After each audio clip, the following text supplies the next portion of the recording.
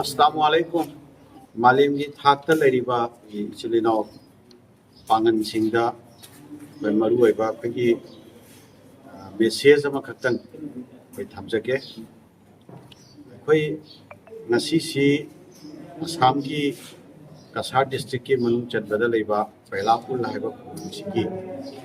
अखोई सिदा sunrise English school हाइबा सुबा स्कूल सिदा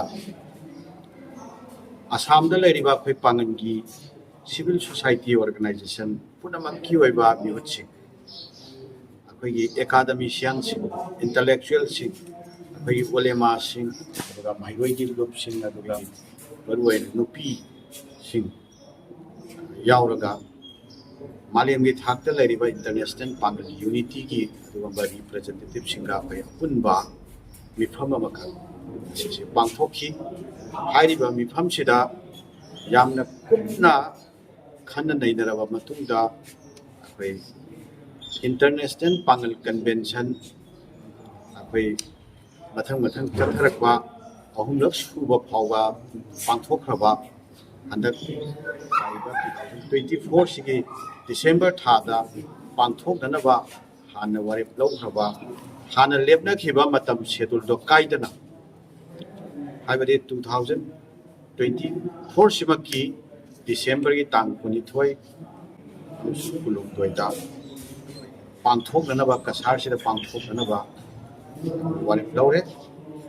मसीगी वारेप सि लौबगा लोइनना हाइरिबा कन्वेंशन से मसी माइ पाकना ऑर्गेनाइज तौनबा सिन्ननबगी दमकता अखोई तोगान तोगान बा ग्रुप मयाम सिगी रिप्रेजेंटेटिव सिंग यावबा एकाडमिशियन सिंग यावबा गुम्बा जिरिबाम की मिहुत सिंग सु यावरबा अपुनबा ऑर्गेनाइजिंग कमिटी अमसु सेमे दुगा ऑर्गेनाइजिंग कमिटी सिगी अदुगा एडवाइजर सिंग सु हमसिदा सना सेम हाइरिबा ऑर्गेनाइजिंग कमिटी सिगी चेयरमैन होइना अखोई सालिम अहमद रमजाई मयो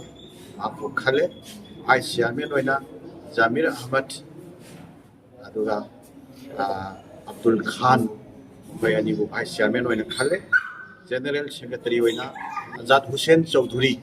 माको खले अदुगा कन्वेनर दा योय खरा खले कन्वेनर सिंग अदुदी जियाउ रहमान मुफ्ती अदुगा अब्दुल नूर खान सलाउद्दीन अदुगा मौलवी अब्दुल सत्तार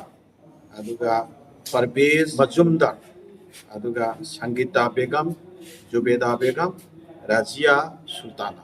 हाइरिबा सिंग असि अखोई कन्वेनर होइना खले लोइना अखोई एडवाइजर होइना मियोय खरसु खली हौनबी मतुंगिना मसिगी तौफम थोकबा फॉर्मेलिटीज ऑफिशियल वेब फॉर्मेलिटीज अमसुंग इनवाइटेशन चिंगबा मयामदा अखोई चपचाना पे थादोक चरगनी अखोई हाइरिबा प्रोग्राम सिगी मफुम थाहननबगी दमकता मसीदगी हौलगा लेप्तदा अखोई पांगन तारिबा कसार की खुदिमक्ता मयामी कोऑपरेशन साजोक शिफ्टनबगी दमकता अखोई कैंपेन चिंबा तोगान तोगान पुरगनी हाबा मफुम खरसी